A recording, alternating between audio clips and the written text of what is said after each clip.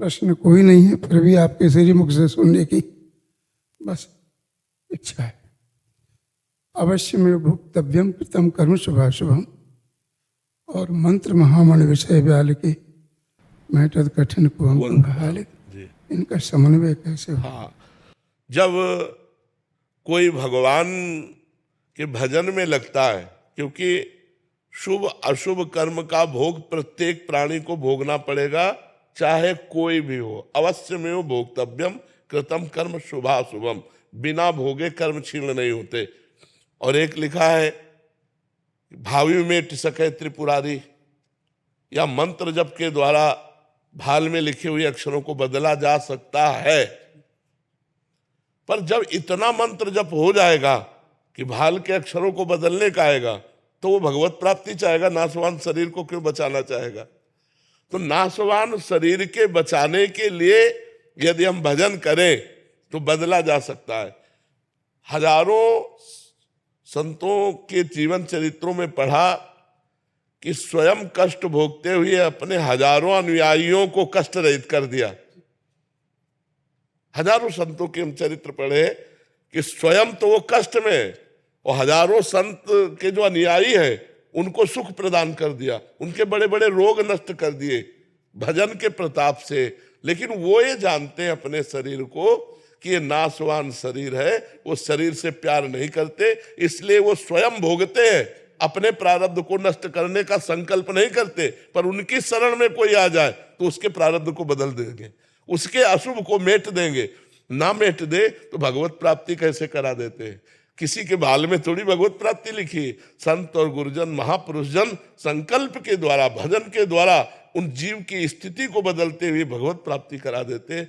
तो हमें लगता है कि जब तक वो भजन होता नहीं है तब तक कामना रहती है शरीर स्वस्थ रखने की, और जब वो भजन होने लगता है तो ऐसा ज्ञान हो जाता है कि शरीर की कोई परवाह नहीं रहती। इसलिए बड़े बड़े संतों में बड़ी बड़ी कष्ट की परिस्थिति देखी गई है। साधारण जीव कितने ऐसे हैं। हम एक उदाहरण बता रहे, शोभन सरकार का नाम सुना होगा। तो उनके पास एक आते थे, थोड़ा दतून की सेवा करते थे, सरकार दतून करते थे बम्बूल की, तो वो काट के बम्बूल की दतून ला करके दिया करते थे। उनके कैंसर हो गया, तो सरकार कैंसर हो गया है, वो कुछ नहीं बोले। दूसरी बार फिर कहा सरकार कैंसर हो गया, तो कुल्ला कर रहे थे, ऐसे गुस्सा करते हुए थूक दिया ऊपर और कहा बार बार कैंसर हो गया, कैंसर, हम क्या करें, खत्म कैंसर। फिर कुछ वर्ष के बाद सरकार के कैंसर हुआ पैर में, और उनको चरण अपने कटवाने पड़े, हाथ कटवाने। जब उनके शरीर में प्रारब्ध हो गया तो उन्होंने ठीक नहीं किया, अपना पैर कटवा दिया। तो बड़े बड़े महापुरुषों को देखा गया कि वो बहुत बीमार हैं, बहुत परेशान हैं। तो कभी कभी संत जन दूसरों के, अपने शरणागतों के प्रारब्ध को लेकर भोग लेते हैं और अपने आए हुए प्रारब्ध को भोग लेते हैं, दूसरों के प्रारब्ध को नष्ट कर देते हैं, दूसरों के भाग्य बदल देते हैं। जीव को जो नारकी गति प्राप्त होने वाला है उसे भगवत प्राप्ति करा देते हैं। तो जब भजन उस योग्य होता है, भाग्य में इतने योग्य, तब ये ज्ञान प्रकट हो जाता है। इसलिए संत महात्मा अपने प्रारब्ध को भोग, इच्छा ही नहीं। हाँ, और जब प्रारब्ध मिटाने की बात रहती तो उस कोटि का भजन होता नहीं है, प्रारब्ध मिटाने वाला। चौपाई की होगी कल कर एक पुनीत प्रतापा, मानस पुण्य हुए नहीं पापा। तो वो जो मानसिक पुण्य है, पाप नहीं होते।